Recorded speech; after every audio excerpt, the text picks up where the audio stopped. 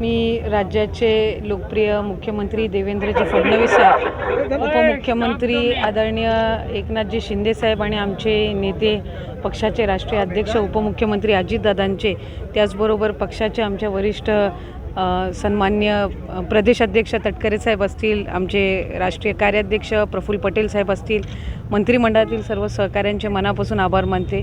मुख्यमंत्री आणि दोन्ही उपमुख्यमंत्र्यांनी महायुतीच्या मंत्रिमंडळामध्ये मला पुन्हा एकदा काम करण्याची संधी दिली, त्याबद्दल त्यांचे मनापासूनचे मी या ठिकाणी आभार मानते। राज्यामध्ये सर्वात महत्त्वाकांक्षी योजना म्हणून मुख्यमंत्री माझी लाडकी बहीण ही योजना मला महिला व बालविकास विभागाकडून राबवण्याची संधी मिळाली। पुन्हा एकदा या खात्याची मंत्री म्हणून काम करत असताना महिलांसाठी, बालकांसाठी, तरुणांसाठी, तरुणींसाठी, युवतींसाठी अधिकाधिक काम करण्याचा प्रयत्न या विभागाच्या माध्यमातून माझा राहील। एका बाजूला लाडकी बहीण असेल, लेक लाडकी असेल, अशा योजना तर सुरू राहणारच आहेत, पण त्याचबरोबर महिलांसाठी, बालकांसाठी विशेष असे उपक्रम पुढच्या कालावधीमध्ये माझ्या अंगणवाडी सेविका असतील, मदतनीस असतील, इतर अनाथ बालकं असतील, या दृष्टिकोनातून काम करण्याचा प्रयत्न हा राज्याचे मुख्यमंत्री आणि दोन्ही उपमुख्यमंत्र्यांच्या मार्गदर्शनाखाली माझा राहील।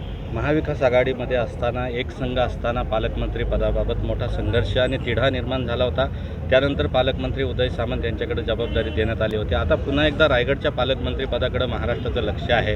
भरत गोगावले यांनी देखील मी पालकमंत्री होईन असा दावा केला आहे। बॅनरबाजी सुरू आहे, आपलीही बॅनरबाजी त्या ठिकाणी सुरू आहे। महायुतीतले घटक पक्ष म्हणून मला वाटत नाही माझ्या पक्षाच्या वतीने कोणी पालकमंत्रीचे बॅनर लावलेले आहेत माझ्या माहितीनुसार, पण शेवटी आज आम्हाला दोघांनाही एका गोष्टीचा आनंद आहे, भरत शेठ असतील काय, मी असेल काय, महायुतीचे असतील काय, की रायगडच्या जिल्ह्याला आज 2 कॅबिनेट मंत्रीपदं ही महायुतीच्या सरकारमध्ये मिळालेली आहेत। त्यामुळे महायुतीचे आज जर आपण बघितलेत तर मी श्रीवर्धनमधून असेल, भरत शेठ महाडमधून असतील, पलीकडे पनवेलमधनं प्रशांतजी ठाकूर आहेत, उरणमधनं महेशजी बालदी आहेत, रवी शेठ आहेत, आमचे सिनियर सर्वात ते आमदार आहेत, त्याचबरोबर महेंद्र शेठ दळवी असतील, कर्जतमधले आमदार असतील, आम्ही सगळेच आज महायुतीचे, म्हणजे 100% यश हे महायुतीला रायगड जिल्ह्यामध्ये मिळालेलं आहे। त्याच्यामुळे आमचं जास्ती लक्ष केंद्रित या गोष्टीकडे असेल की जे पाठबळ आणि जो आशीर्वाद इथं रायगड जिल्ह्यातल्या माता बंधू भगिनींनी आम्हाला, मतदार बंधू भगिनींनी दिलेला आहे, खऱ्या अर्थानं रायगड जिल्हा प्रगतिशील वाटचालीकडे आणि अधिकाधिक कसा जाईल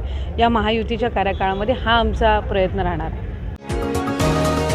तुम्ही पाहत आहात विस्टा न्यूज मराठी।